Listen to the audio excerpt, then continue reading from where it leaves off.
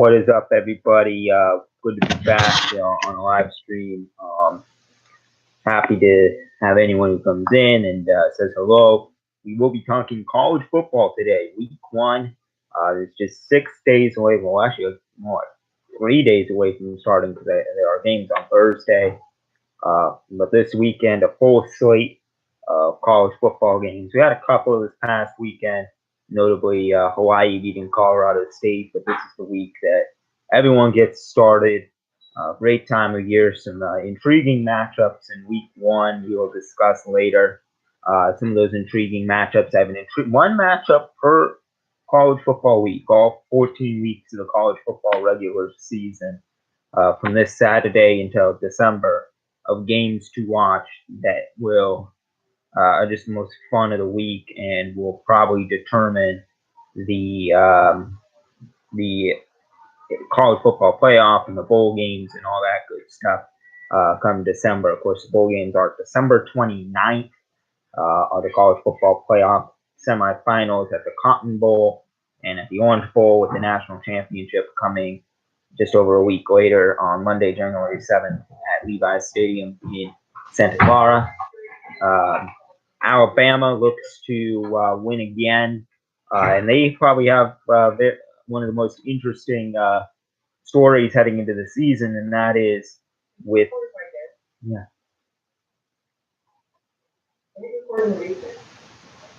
because I think it looks more respectable up here. The Alabama comes in, and they're my favorite to repeat because they just have the most weapons. At quarterback, of course, it is a battle between Jalen Hurts and Tua Tagovailoa.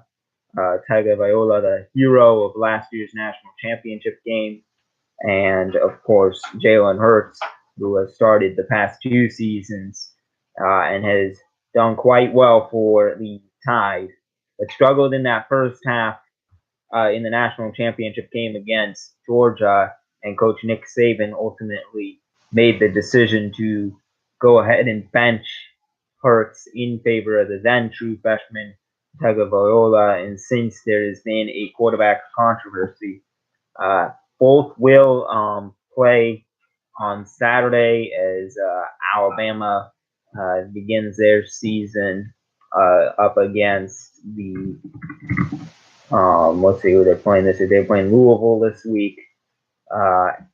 Should be an interesting matchup, 8 p.m. Eastern on that one, as Alabama challenges themselves in week one and faces though an unranked team. Not a easy gimme win against Louisville. I have Clemson number 2. They have a great front seven. Dabo Swinney has really done well in recruiting and getting this team to an elite level these past few years, and they have become the cream of the crop in the ACC, surpassing Florida State as that top team from that conference and one of the top teams. This is a team 2 years ago that won it all. Kelly Bryant's a good quarterback as well. They have some weapons there in Clemson. It should be pretty fun to watch in terms of my top teams to watch, and there are some games that Clemson plays in this year that I think are going to be the best games of the week, which I will get into a little bit later. Number 3, Washington. Pac-12, of course, whiffed on the college football playoff last year and really struggled in the bowl games. But I think Washington will return to the party and may even challenge the SEC and ACC, who have been the dominating conferences really even back in the BCS era. It has been 14 years since a Pac-12 school won a national championship, back when USC did it.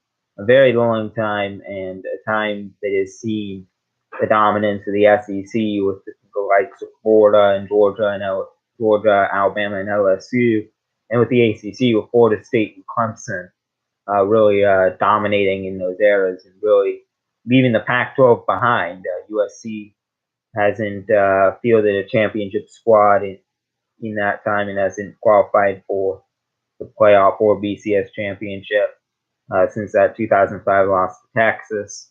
You have Oregon. They were one of the better teams a few years ago, but of course, once Chip Kelly left for the NFL, Oregon really took a big step back without Mariota, without Kelly, and haven't really recovered since. Stanford's been good, but they can't really put it together across the full season. They do have one of the most exciting players this year with Bryce Love, who's one of my Heisman favorites. But Washington certainly looks like the top team out of that conference. And they start the season here on Saturday up against, I believe, BYU. They come in and they will start the season actually against Auburn. And that is my game of the week in week one is 6th ranked Washington and 9th ranked Auburn going at it. That game will be played in Auburn.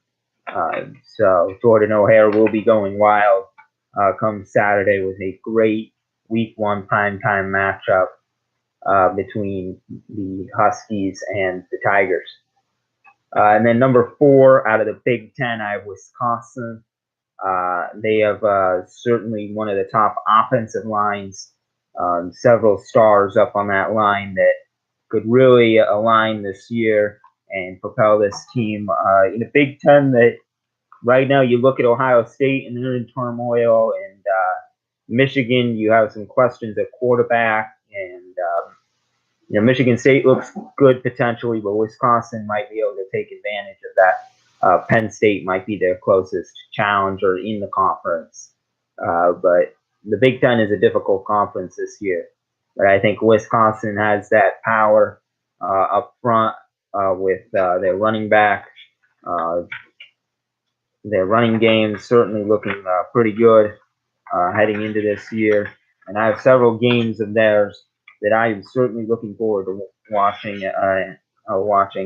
Jonathan Taylor, who finished 3rd in rushing yards last year, and now comes into his sophomore season, looking to potentially up his draft stock. I think he could be one of the top running backs if he chooses to go pro this spring. Certainly wants to put together a good season for the Badgers and get them into the playoff contention. Number 5, this is kind of more a team that I think will finish outside the playoff as last year's runners-up, Georgia, the Bulldogs.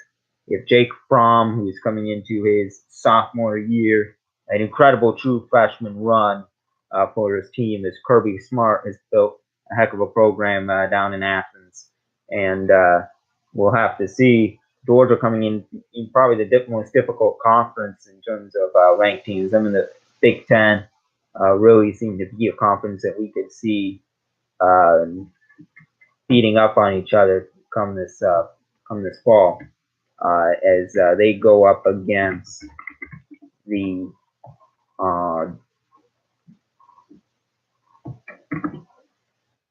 as they head into week 1 and they play Austin Peay on Saturday at 3:30. So certainly not a difficult start for Georgia.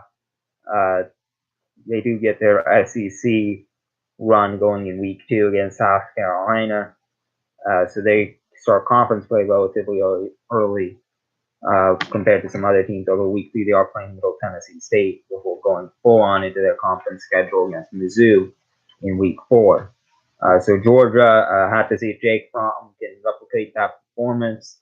We'll have to see what the Bulldogs can do this year as Kirby Smart continues his run. They were one of the top recruiting classes this year. In fact, they were the number 1 recruiting class this past year. As Kirby Smart continues to build a program and will try and go on that momentum from going to the national championship and nearly winning it. Remember, they took Alabama all the way to overtime. They were winning in that game, really dominated the regular part of the contest, but Alabama did just enough to keep it tied and then ultimately An incredible play from Tagovailoa on second down and long to complete that touchdown pass to win it last year. Heartbreaking for Georgia.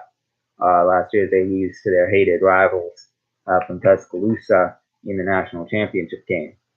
Number 6, I have Oklahoma. Of course, Baker Mayfield is no longer there. He is replaced by two-sport star Kyler Murray, who was drafted this past year in baseball, 9th overall to the A's. But quarterback-wise, he's a good quarterback, and we've seen him play. Obviously, when Mayfield had that suspension for the first half for the actions against Kansas, and he put on a show, and so I expect high things, and I don't expect Lincoln Riley's squad to take any major step back in play this year.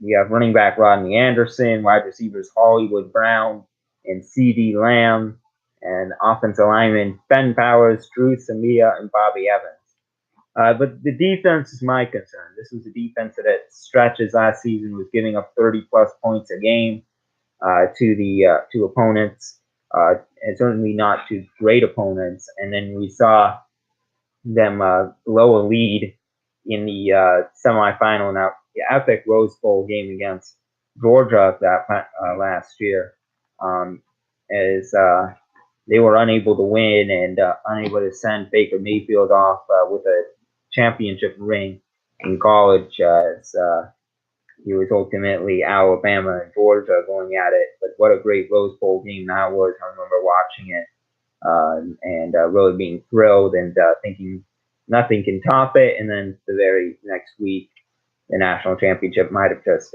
topped that. But a great game, a game to be remembered. Hopefully we get more of the same this coming year, throughout the year, and certainly in the college football playoff. Miami is number 7. The Swagger's back. That's just all I have to say. The U is back. You think back to last year. At one point, they were ranked number 2, and they ultimately struggled down the stretch, losing to Pittsburgh, of course, not being able to beat Clemson in the ACC championship game. But Miami is talented, and you had the turnover chain, and you had everything going on with that team, and so certainly Miami looks to bring back a little bit of that swagger, a little bit of that that old time from the '80s and early 2000s, much like Tiger Woods. Tiger Woods dominated in the PGA Championship, couldn't quite put it all together. Miami was kind of the same last year. You saw flashes of their old brilliance, kind of that nostalgia. A lot of fans tuned into that game against Notre Dame and were certainly impressed by Miami, who remember them back in the day, back in the 80s, back in 2000, the early 2000s, when they were that team that put so many guys into the NFL. And then, of course, they've taken a steep fall back in the past decade, really. But now they are back, and they are ready to compete in an ACC. But it's a difficult ACC. You look at Clemson, you look at Florida State, you look at Virginia Tech.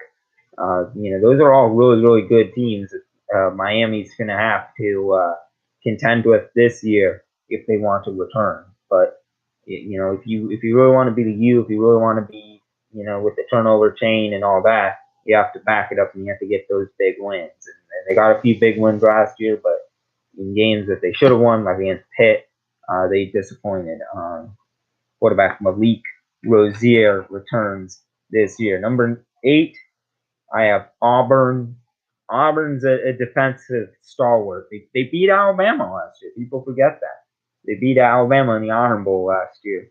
And this defensive line is one of the top front sevens in the league, as you have Derek Brown, Dontavius Russell, and Marlon Davidson all returning to the front seven and looking to shut down opposing running games and pressure those quarterbacks. So many good quarterbacks in the SEC, including, of course, Tagovailoa and Hurts over at the Tide. Penn State, I have as 9th. Trace McSorley, a quarterback, is one of my Heisman finalists. I wouldn't be surprised if he wins it this year. They have a pretty easy strength of schedule on paper, as they don't have to face some of those strengths in the Big Ten. And James Franklin's really turned this program around. Remember, this program, when Franklin took over, was in turmoil from the Sandusky scandal. If Franklin can get this team into the college football playoff, and certainly if he can win it all, I think he can be certainly placed among the elite coaches in the NCAA, along with the likes of Chip Kelly and Kirby Smart, and of course the best, Nick Saban. Notre Dame, they are 10th, and they have a tough test in week 1 against Michigan. The Michigan ranked 14th according to AP. Both kind of trying to prove they belong in that conversation of college football playoff squads. As a lot of them, at least, seem to be on the outside looking in, according to most people. But if whatever team wins, will certainly have a lot of momentum heading into the rest of the year. And Notre Dame, who of course went to the championship, what was it, 3 years ago, ultimately lost bad to Auburn, but was certainly, just a few years ago was in that playoff. But it seems like a long time, much like Miami, since Notre Dame was one of those top 2-3 teams in the nation. But coming in on my list at 10. Number 11, I have Michigan State. So back to the Big Ten once again, the Spartans. Their offense is not overpowering. I'll put it that way. But if they can do just enough, I think this defense, which is one of the best in the Big Ten, they return all but 2 starters. They could be certainly a contender for one of those New Year's Six bowls, maybe the Rose Bowl. Michigan State, 2 years ago, of course, struggled, came back last year and performed well under D'Antonio, and certainly looking to rebound, to continue on that momentum last year. Of course, they beat Michigan last year. They performed well in most of their games and were ultimately ranked at the end of the year after having such a disastrous, 3-9 year in 2016. Stanford I have 12th. Bryce Love is the focus, and he's my Heisman favorite. They start this year against San Diego State on Friday. The Aztecs, of course, beat the Cardinals last year, so I think this will be a test for the Cardinals. If they can beat the Aztecs, if they can, the Aztecs are one of the sneaky good teams that surprises a lot of people and can get some wins, and has been a pretty good program down there. One of the better Power 5 conferences, teams of a Power 5 conference. But I think the Cardinals have that talent to reach a New Year's Six bowl and to be competing maybe against Michigan State in that Rose Bowl game on December 29th. USC, Darnold is gone, and certainly USC had high expectations coming into last year. Some people were looking at them as a playoff contender, and they missed the playoff. It was very disappointing for them. And Clay Helton, he's no longer, he's no longer even the best coach in his city. That would be Chip Kelly. I have later, that UCLA might be the first time ever they have more hype coming in than USC. But USC is still a good team, and they still have that talent and that history. You can't count them out. But I have them ranked 13th, so I think they're kind of at that borderline New Year's Six bowl kind of team. 14th, I have Michigan. They have a very tough schedule this year. They have to face 5 ranked teams: Wisconsin, Michigan State, Ohio State, and Notre Dame to start out the year. Penn State. So it's going to be a tough year for Jim Harbaugh. Year 4, we'll see if he can finally put it all together, if he can finally beat those rivals, and if he could deliver on the hype and on the promises that came in Michigan. Certainly last year seemed a little bit like a step back as they struggled most of the year at quarterback. They have, of course, the Ole Miss transfer coming in and starting this weekend against Notre Dame. in Shea Patterson, who will certainly try and turn it around. It's the defense that's the strength for the Wolverines. You look at guys like Rashawn Gary on that defensive front, and they will try and stifle teams again. That was one strength they had, was stifling teams defensively. It was just their offense couldn't put it together. And even great defenses in college football might give up 21 points, and if your offense can't score, that's not a good thing. TCU, I have ranked at 15th. I say they're good, not great. They have a difficult schedule. They have to face Oklahoma, Oklahoma State, Iowa State, and Texas Tech. But I do see them as a kind of that dark horse for reaching the playoff contender if all goes well. It's really if they can solve the quarterback issues, they certainly would look pretty good for the Horned Frogs. Mississippi State, Dan Mullen's out. I'm ranked at 16th. And highly respected coach Joe Moorhead comes in. He was a successful coach in the FCS at Fordham, was most recently a offensive coordinator at Penn State, helped turn around that offense, was at Saquon Barkley and Trace McSorley, and all them under Franklin there. Certainly made that offense one of the most explosive in the Big Ten and in the nation, and made Penn State a contender. Can he, now that he has his first head coaching experience in the FBS, can he do it with Mississippi State? That will be a question, but I have him ranked 16th coming into the year. 17th is West Virginia. Will Greer is back. It's his senior year. Seems like he's been playing college football forever, way back in Florida, and now these past couple of years for the Mountaineers down there in Morgantown, and they're going to try and I think their goal is to break into that top 10, but I have them ranked 17th. 18th at Florida State, and of course, they struggled last year, and that ended the Jimbo Fisher era. And now it's Willie Taggart. And if he can turn these Noles around, can they return to that playoff glory that they had just a few years ago? And I think it really depends on this roster, particularly Deondre Francois, how they gel, how they perform. If they can live up to those high expectations that Willie Taggart comes into in Tallahassee, they could be that team that could upend Clemson and return to the top of the ACC and return to the college football playoff for the first time since Winston left. 19th ranked Virginia Tech. Their thing is, the attrition was unexpected this year. They lost some guys on that team that led them last year in their top 25 finish. Justin Fuente comes in, and it's just, I think it's another year of rebuilding there. I still have them ranked 19th, so I don't think it's going to be too painful. I still think they're going to be a bowl contender. I still think they're going to be ranked and respectable, but I certainly don't see Virginia Tech leapfrogging Florida State or Clemson in that conference. But maybe they get a win in there, some big wins in there, and change my mind. UCF, I have ranked 20th. Of course, they were claimed national championship honors themselves after they won the Peach Bowl in an undefeated season.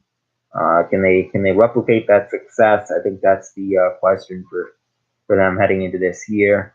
I see them taking a bit of a step back, but still being one of the top Power 5 teams in the nation, as they are number 20 heading into this season, according to my rankings. 21st, I have Boise State, another Power 5 team coming out of the Mountain West. It's a bit of a weaker conference now. Not a whole lot of respect in the Mountain West. I do think San Diego State might surprise some people, but I have Boise State ultimately winning that conference and being a potential contender in the New Year's Six Bowl. I have them ranked 21st. The Broncos certainly seem to be the cream of the crop in that conference. Texas at number 22. The question is, can they come back? They've never really fully come back. You always hear these big promises coming out of Austin, but they never seem to deliver. They always seem to be kind of right on that borderline ranked team year in and year out. And so I do not expect them to reach that yet, but maybe a few more years of rebuilding in Austin and Texas and Longhorns can return to that glory we saw a decade ago under Vince Young. 23rd at Oregon. If you keep Justin Herbert healthy, the Ducks can return to double-digit wins. I really expect that, but that's a big question for the Ducks because they've taken a huge step back since Chip Kelly left, and now Chip Kelly's back in the conference. He's down at UCLA, and so certainly a challenge for the Ducks. They will probably win the best uniform contest, though. All those uniforms with Nike, certainly a lot of interesting combinations over the years with the Ducks, and we'll have to see what they break out this year in their Pac-12 run. 24th, I have LSU. They have the first 7 ranked teams this year. Ed Orgeron really has a difficult task here for the Tigers. So much expectations year in and year out in Baton Rouge, and he hasn't really seemed to deliver on them. And the pressure will be on Orgeron to replicate the success of his predecessor in Les Miles. It's year 2 of Ed Orgeron, and I think you get a few wins against ranked teams. Maybe you can get the top going come next year for LSU. I have them ranked 24th. And in 25th, this is my kind of one controversial pick. I have Ohio State at 25th. I know a lot of people have them ranked in the top 10, but I think all this drama the past few weeks distracts the Buckeyes. I think they struggle early. They have some games that certainly look easy on paper, but I think distracted team. You don't have Urban Meyer on that sideline. I have Ohio State at 25th. I don't think they'll be able to recover from early season struggles from the distractions because there will be a lot of distractions, a lot of talk about non-football issues down there in Columbus. Best games of each week. So this is a little thing where I go through each week. I went through each week of the schedule. I picked one game a week from weeks 1 coming up this Saturday to 14 down in December that I think will be the most entertaining, fun to watch games. I tried to find games against ranked teams. Of course, this might change through the years as I go through future episodes. I might say, I said at the beginning of the year this, but for whatever reason now, and there were some weeks where I could have picked 2 or 3 matchups, but I decided to choose one matchup a week that I think will be the most fun. And if we start this week, Washington and Auburn. AP ranks number 6 versus AP ranked number 9. And it could really chart the course for both teams and really both conferences, especially the Pac-12. I think the SEC faces a little less pressure because Auburn isn't the favorite in that conference, but Washington's the favorite out of the Pac-12. So they have to really face the pressure of wanting to get their conference and get themselves back in that playoff contention. I think it starts this week down at Jordan O'Hare. Week 2, I have USC and Stanford. There's been some classics between these teams over the years, and I think this year should be no different. We'll see how well. This could be that early test for Bryce Love and his Heisman run to see how well he does and if he can be holding up that trophy in New York come this winter. And it will be a conference opener for both teams, so both teams will be looking to start their conference schedules off right. Ohio State and TCU in week 3. This is a big matchup between teams that have been powerhouses at the Big 12 and in the Big 10. But Ohio State, of course, lost their big matchup against a Big 12 school. Remember the whole Oklahoma and the flag being planted at center field. So they're going to want to avoid that kind of embarrassment. They want to go in, face TCU this year. Week 3, that should be a fun matchup to watch. Week 4, I have TCU again as they take on Texas. And they'll either be riding high or they'll be looking to get back on track. Either way, 2 straight marquee matchups for the Horned Frogs in weeks 3 and 4.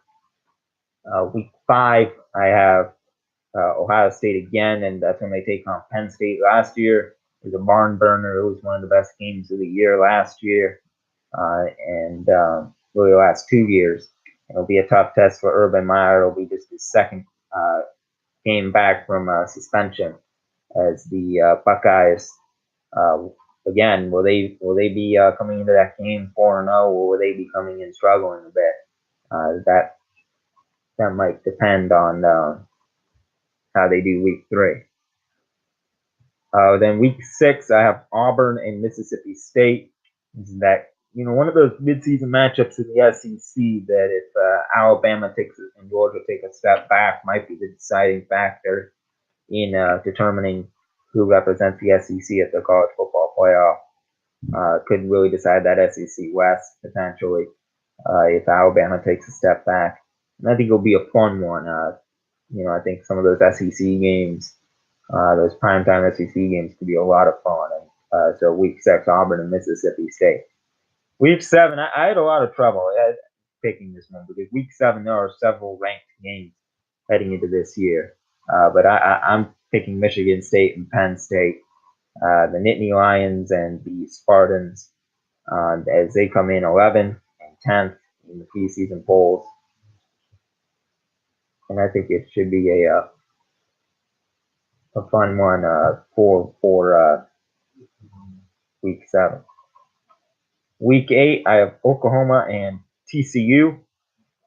Big 12, hey, it's a high-scoring conference and some great shootouts over the years. I think this will be that kind of shootout we look at this year. A lot of scoring. Scoring's fun, right? So Oklahoma, TCU in week 8.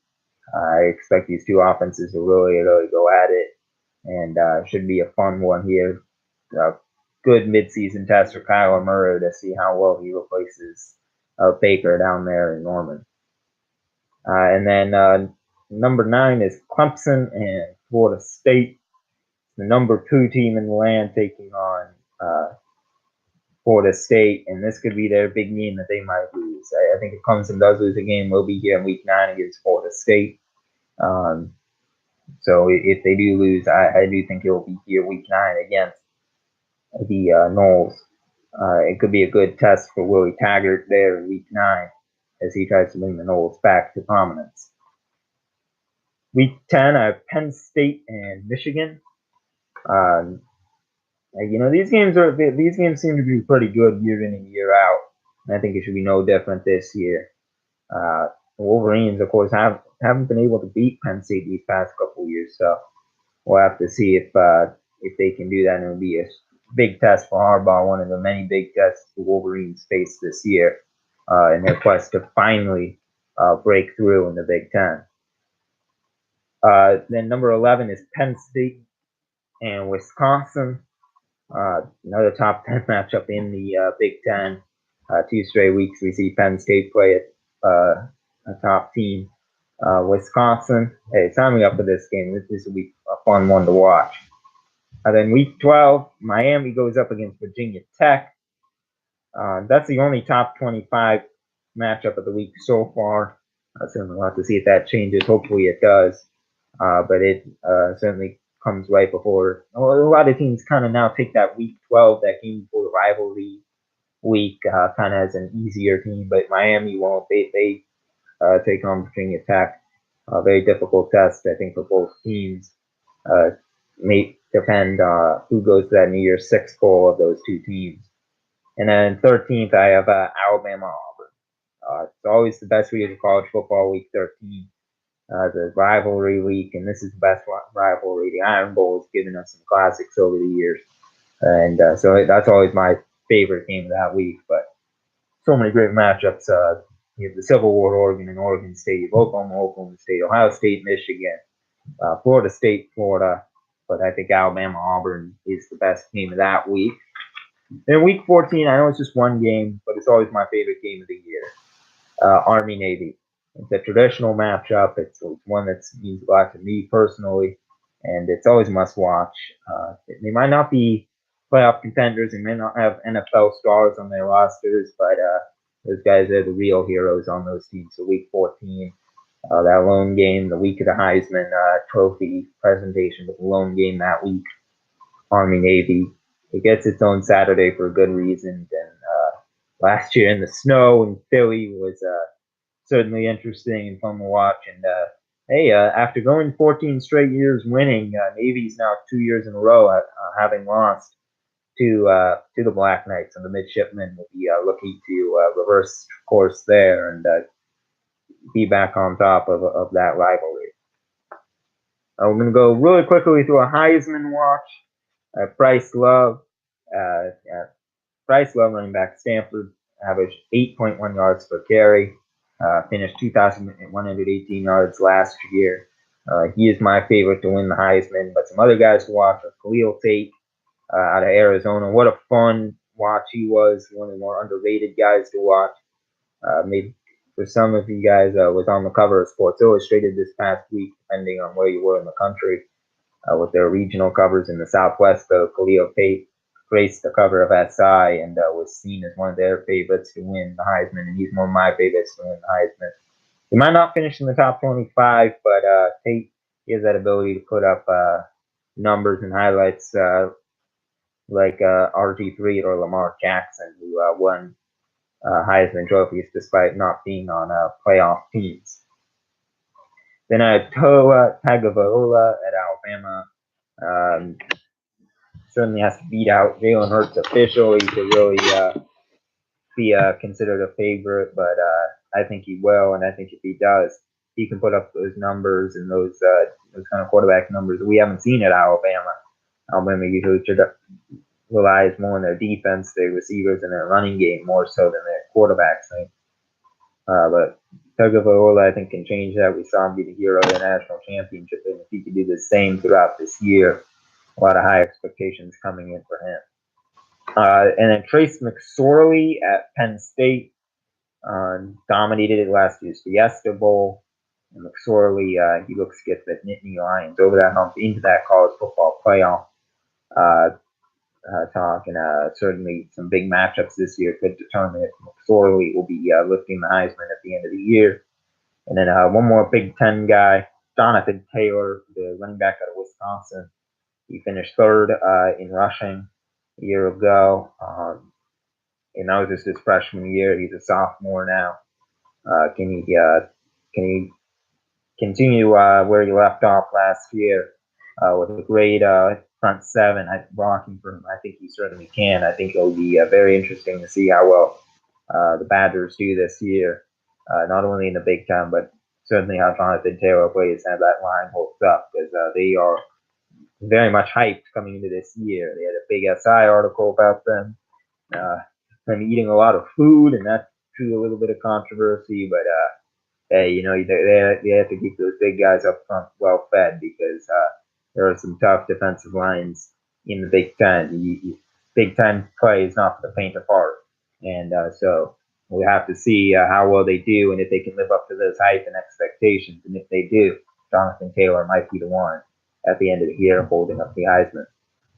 Kevin Sumlin, his first year in Arizona at Tucson, he had those years at Johnny Manziel, and now he has a quarterback that puts up kind of Johnny Manziel-like highlights without the on-field stuff, and that's, of course, the aforementioned Tate. I think Arizona might be considered a Pac-12 South favorite. If they can win some games here this year and win the games they're expected to win, and then win some of the big matchups, Arizona could surprise some folks and really be at that top of the Conference of Champions. Kevin Sumlin's replacement over at Texas A&M is a guy who you're probably pretty familiar with, Jimbo Fisher, coming over from Florida State. He has a starting quarterback, Kellen Mond, who went 5-3 a year ago. Split time with Jake Hubinack, who Mond beat out for the starting job this year. I think he's a good hire, but Aggies fans, I think you have to be patient. I think it's going to be a few years of rebuilding down there in College Station. Then Dan Mullen was switched schools in the SEC. He's in at Florida. He has his own quarterback controversy. He named Felipe Franks as his starting quarterback. Franks played in 11 games. He has the intangibles. He has that size, that arm strength, that physicality, that ability to extend plays. But if he can do better than last year's 1,938 yards passing, 9 touchdowns, 8 interceptions, the Gators might be a team that sneaks back into that top 25, into that discussion at the end of the year. But certainly it's time to get a coaching change in there, and I think Sam Mullen's their best coach there in a while there in the Swamp. And then Tennessee, another SEC school. This was a pretty tumultuous offseason with the Greg Schiano controversy. He comes in, he's hired and then unhired with massive protests and people questioning his past because he was at Penn State during the Sandusky time, and he claims he doesn't know anything. I give him the benefit of the doubt personally. I think it was more the record in the past. He struggled at Rutgers. He struggled in the NFL.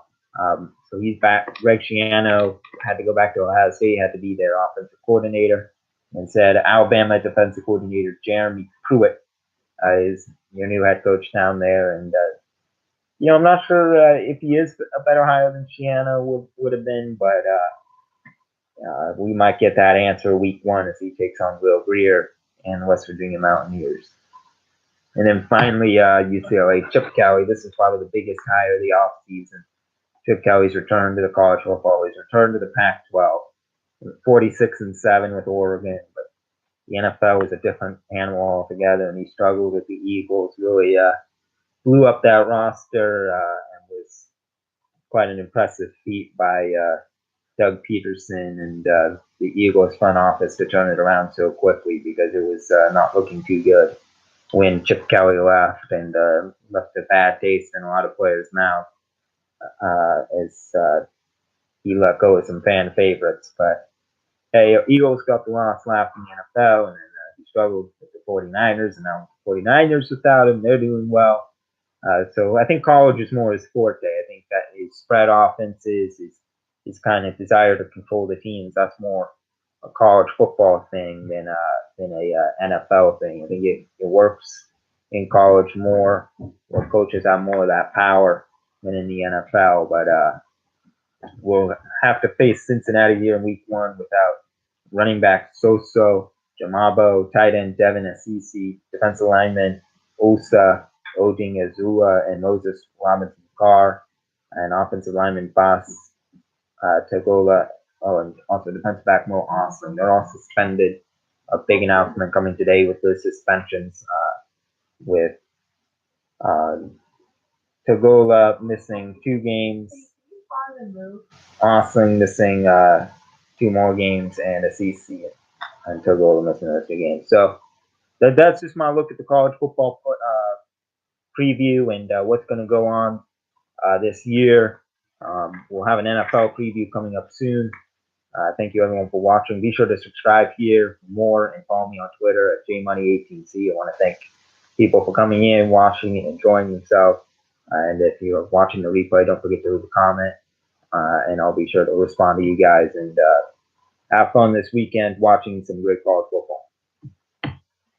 Sending it anyway.